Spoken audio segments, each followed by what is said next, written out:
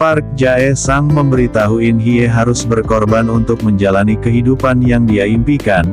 In Hye bertanya kepadanya apa pengorbanan besarnya yang membawanya ke dalam kehidupan orang kaya. Jae-sang mengungkapkan itu sebagai kematian ayahnya.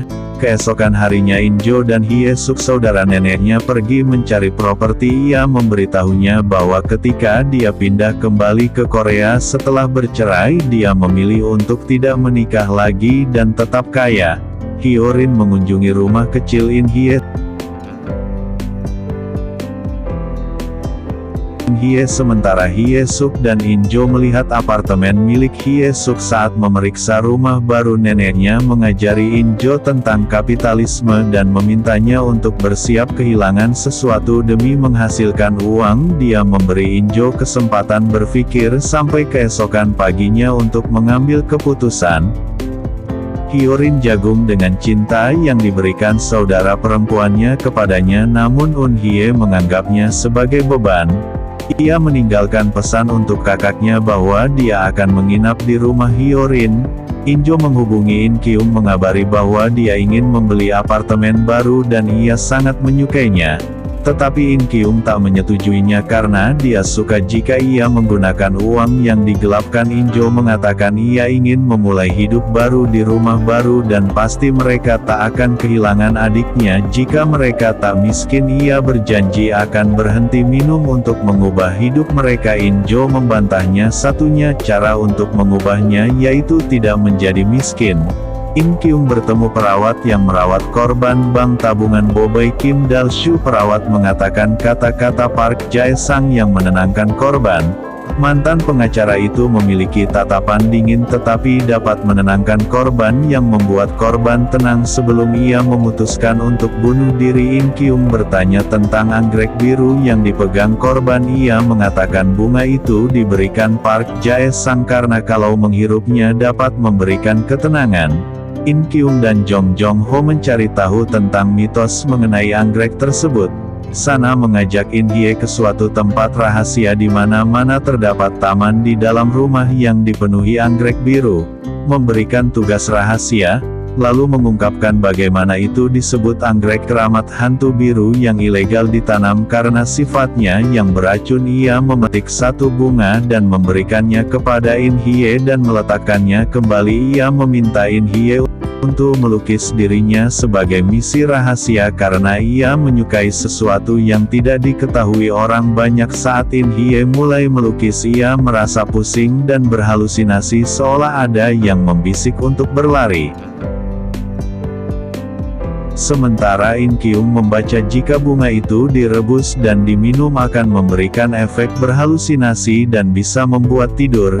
Sementara suara di kepalanya berkata jika kamu tidak berlari lebih cepat kamu akan mati lalu pingsan. Lalu In Jo berlari ke rumah sakit, dan A menjelaskan kalau In Hye menderita penyakit langka. Dokter menjelaskan ia harus dioperasi karena akan mengalami kejang kapanpun. In Jo menjelaskan kalau saudara perempuan mereka yang meninggal dulu karena penyakit ini. Ia mengetahuinya saat menelpon ibunya barusan dan ia ingin menggunakan uang itu untuk operasi dan In Kyung akhirnya setuju. Karena sepengetahuan publik ia baik maka dana gelap akan membutuhkan waktu untuk ditemukan. Timnya mengatakan ia membutuhkan kisah sedih untuk mencapai posisi nomor 1 dari nomor 2. Saat itu sang tiba dari rumah sakit memberitahunya tentang kondisi medis genetik langka In Hye yang memberi dia sebuah ide. Cha Do-il memperingati In Jo soal Soim, asisten Park Jae-sang yang menyelidikinya. Ia meminta In Jo untuk jangan dulu memakai uang itu tapi dia tidak mendengarkan. Saat dia berada di pusat yoga mengambil uang tunai, Soim menemukannya dan mengambil kembali 2 miliar won. In Jo meminta untuk diberikan 100 juta won setidaknya untuk merawat adiknya.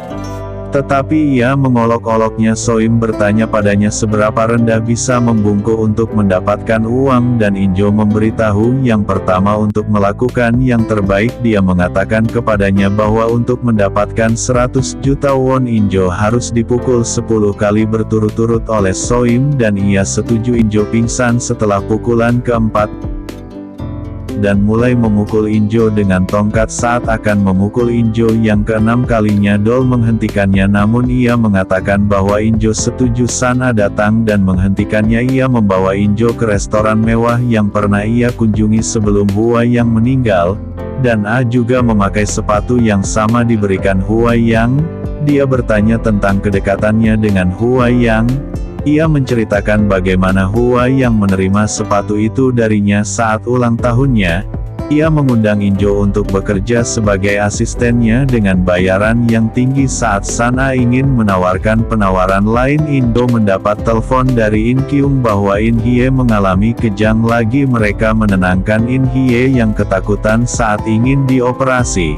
Injo memberitahu In Kyung bahwa uang tidak akan menjadi masalah bagi mereka dan ia akan mengatur semuanya. Saat ia akan dioperasi, ia memimpikannya momen di mana ia mendapat bisikan untuk terus berlari. Saat terbangun, ia meminta kakaknya untuk menelpon ibunya, memberitahu ibunya bahwa dia merasa pernah mati sekali di masa lalu. Injo menegur ibunya karena membuat In Hye trauma dengan ingatan kematian In Seon. Ibu mereka menyatakan dia tidak bisa datang merawat In Hye karena ia sedang panen mangga. Injo memblokir nomor ibunya karena kesal. Park Jae-sang, Hyorin dan San mengunjungi In Hye dan pertemuan itu difilmkan untuk kampanye. In Kyung kesal melihat hal itu dan menyuruh mereka pergi. Namun In Hye bersedia untuk diwawancarai. Ia kesal In Hye memuji keluarga Park Jae-sang karena telah menyelamatkannya. Ia kesal karena Injo membiarkan keluarga Park Jae-sang membayar biaya In Hye menggunakan uang haram. Injo mengatakan, lalu apa bedanya dengan orang tua mereka yang lebih memilih panen mangga dibanding menjenguk anaknya yang sakit? Saat Soim ingin melakukan pembayaran atas nama Park Jae-sang, In Kyung datang bersama neneknya dan membayar semua biaya pengobatan In Hye. Park Jae-sang dan timnya kesal berusaha berunding, namun saat mengatakan ia mengenal ayahnya, Park Jae-sang langsung tak berkutik. Cha Do-il menelpon seseorang mencari tahu soal uang 70 miliar won. Temannya mengatakan bahwa uang itu berada di 7 rekening yang berbeda dan bukan atas nama Huayang. In Hye ingin pergi ke luar negeri bulan depan bersama Hyorin. Dia ingin membuka lembaran baru di sana dan mempelajari hal baru dari sana karena kakaknya tidak berpengalaman. Dan ia mendapat bisikan dari saudaranya yang telah meninggal agar lari dari keluarganya jika ia ingin tetap hidup. Injo memberitahu In Kyung tentang buku besar yang ia miliki dan akan memberangkatkan In Hye sendiri. Namun In Kyung ingin menggunakannya untuk mengekspos Park Jae-sang. In Kyung mendapatkan telepon dari penulis Anggrek Biru. Penulis mengatakan bunga itu memiliki kekuatan bisa mendengarkan perasaan orang mati. Ia memberikan In Kyung alamat bunga Anggrek Biru di Korea Selatan. Alamatnya ternyata sama dengan yang diberikan Ko Seok sebelum kematiannya. Cha Do-il memberitahunya bahwa Huayang sudah 3 tahun tinggal di Singapura dengan identitas Oh In-jo. Dia juga mengungkapkan bahwa dia telah membagi uang 70 miliar won di 7 akun yang berbeda, semuanya atas nama In-jo. Ia mengingat pernah menandatangani surat-surat yang diberikan Huayang dan ia meminta Cha Do-il mengirimnya ke Singapura.